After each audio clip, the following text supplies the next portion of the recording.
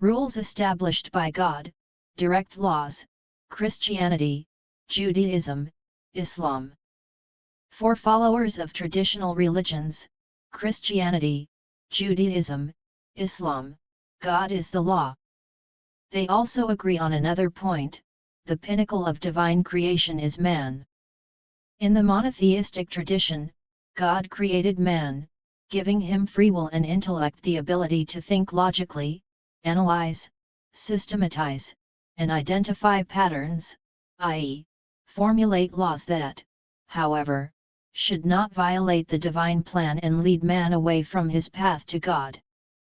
Therefore, while granting man freedom of thought and action, God limited permissiveness with the Ten Commandments, which he revealed to the prophet Moses on Mount Sinai, Exodus 19:10-25. 1. I am the Lord your God, who brought you out of the land of Egypt, out of the house of bondage. You shall have no other gods before me. 2. You shall not make for yourself a carved image, or any likeness of anything that is in heaven above, or that is in the earth beneath, or that is in the water under the earth. You shall not bow down to them nor serve them. For I, the Lord your God, am a jealous God, visiting the iniquity of the fathers upon the children to the third and fourth generations of those who hate me, but showing mercy to thousands, to those who love me and keep my commandments. 3. You shall not take the name of the Lord your God in vain, for the Lord will not hold him guiltless who takes his name in vain. 4. Remember the Sabbath day, to keep it holy. 6 days you shall labor and do all your work, but the seventh day is the Sabbath of the Lord your God. In it you shall do no work, you, nor your son, nor your daughter, nor your male servant, nor your female servant, nor your cattle, nor your stranger who is within your gates. For in 6 days the Lord made the heavens and the earth, the sea, and all that is in them, and rested the seventh day. Therefore the Lord blessed the Sabbath day and hallowed it. 5. Honor your father and your mother, that your days may be long upon the land which the Lord your God is giving you. 6. You shall not murder. 7. You shall not commit adultery. 8. You shall not steal. 9. You shall not bear false witness against your neighbor. 10. You shall not covet your neighbor's wife, nor shall you desire your neighbor's house, his field, his male servant, his female servant, his ox, his donkey, or anything that is your neighbor's. Deuteronomy 5:6-21. The laws of Moses, the only case of divine legislative initiative, are recognized by other world religions as well. Moreover, the Ten Commandments, in one form or another, have migrated into secular laws. They are not questioned, but, like almost any law, they are often attempted to be circumvented. Undoubtedly, people are weak, and by indulging in their vices and passions, they try to change immutable laws, somehow bypass them, and by calling blatant crimes by softer words, they attempt to downgrade the crime to a mere trickery. However, if, for example, they call theft optimization of resources or a share in the project, they might avoid earthly judgment, but the karmic judgment and retribution will not be any softer. Everyone will receive back what they have brought into this world. Such karmic retribution came to the chosen people, the Jews, when, during Moses' 40-day absence on Sinai, they managed to turn away from God, violating the first commandment and creating an idol in the form of the golden calf. For this transgression, the Jews received retribution, not in the next life, but almost immediately. Unfortunately, even the inevitability of retribution does not deter people from violating the commandments. The centuries that have passed have shown that the lesson was not learned. In general, the Jewish religion remains unique in its worldview and perception. As mentioned earlier, the Jewish people are the chosen people of God, who led them out of Egyptian bondage, gave them the Ten Commandments, pointed to the Promised Land, and continued to care for them after the exodus from Egypt. Reading the Torah, the 5 books of Moses, the Old Testament, one cannot cease to be amazed at how often the Creator of heaven and earth demonstrated tangible manifestations of His existence. Over the millennia of their existence, the Jews have earned a reputation not only as the chosen people but also as the most persecuted people on earth. Over centuries of wandering the world, they developed their unwritten code of rules, primarily, likely out of self-preservation instinct, the principle of belonging to their people passed down exclusively through the maternal line.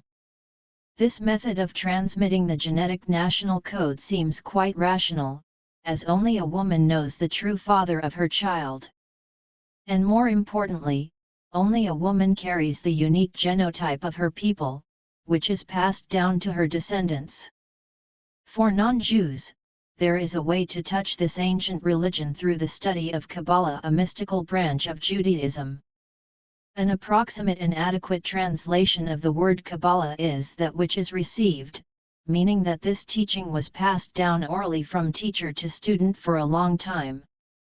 According to its followers, Kabbalah is the scientific part of the oral Torah, which explains the structure and transformation of our world, its connection with other worlds, and the reincarnation of a person on the path to self-improvement. Kabbalah is the revelation of the causal descent of higher forces, obeying constant and absolute laws. These laws are interconnected and aimed at revealing the higher governing force, the Creator, writes Dr. Michael Lutman, a philosopher and researcher in classical Kabbalah, referencing the renowned 20th-century Kabbalist Baal HaSulam. The main idea of Kabbalah is that the human soul reincarnates in the material world until it learns its lesson and fulfills the function for which it was created. In the Quran, the holy book of every Muslim, it is said that man was created by the Almighty as an exceptional and beautiful creation. I have given you form and made your forms beautiful. Quran 64:3. Interestingly, according to the Quran, the process of creating man resembles the process of fetal development. We have indeed created man from an essence of clay, then we placed him as a drop of fluid in a firm lodging, then we made the drop into a clot, and we made the clot into a lump of flesh, and we made bones in the lump, then we clothed the bones with flesh, and then we produced it as another creation. Quran 23:12. The word Islam itself translates from Arabic as submission. It is the youngest of the Abrahamic religions, emerging in the 7th century AD. According to tradition, the Quran was revealed by Allah to the Prophet Muhammad through the angel Gabriel, Jibril. The Quran consists of 114 chapters, surahs. In addition to the Quran, the source of doctrine is the Sunnah, the accounts of Muhammad's life and his sayings in the form of hadiths, narratives. According to the Holy Scripture, even the daily life of a devout Muslim is strictly regulated by a set of precepts, Sharia, which clearly outlines actions, obligatory, fard, the failure to perform which is considered apostasy, neutral, mubah, permissible, actions that are neither encouraged nor punished, and forbidden, haram, actions that are unequivocally classified as sinful. Every Muslim must adhere to the 5 pillars of Islam. Recite the Shahada, there is no deity but Allah, and Muhammad is the Prophet of Allah. Perform 5 daily prayers, salat, in Arabic, following a strictly defined ritual. Observe fasting during the month of Ramadan, during which Muslims must abstain from any food and drink from dawn to sunset. Make a pilgrimage, Hajj, to Mecca at least once in a lifetime. Give charity to the needy and contribute to the community's needs, zakat. At the same time, every devout Muslim must know that Allah is not only omnipotent but also impassive and incomprehensible. Muslims are forbidden even to think about what God looks like, as it remains a secret and mystery until they meet Him. In the surahs of the Quran, the concept of justice and notion of what is right, containing the requirement of action and retribution, frequently appears. In contrast to the God of Christians and the God of the Old Testament, Allah does not grant man absolute free will but imposes a law imperative, the violation of which leads to punishment, retribution. Essentially, Islam represents an inseparable unity of faith, state legal provisions, and certain cultural forms. The laws and regulations permeate literally all spheres of a devout Muslim's life, including the intimate.